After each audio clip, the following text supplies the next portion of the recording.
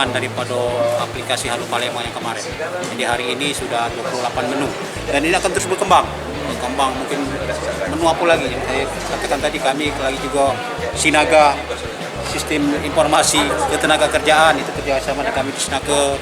Mungkin kami juga ada Simeni, sistem menara komunikasi, jadi itu akan terus bertambah. Nah, salah satu yang terbaru ini adalah SIDMA, sistem informasi administrasi online masyarakat Kota Palembang. Jadi intinya ini untuk lebih mempermudah masyarakat, jadi lebih mempermudah, lebih mempercepat dan transparansi tujuannya, dan lebih mendekatkan lagi pelayanan itu ke masyarakat.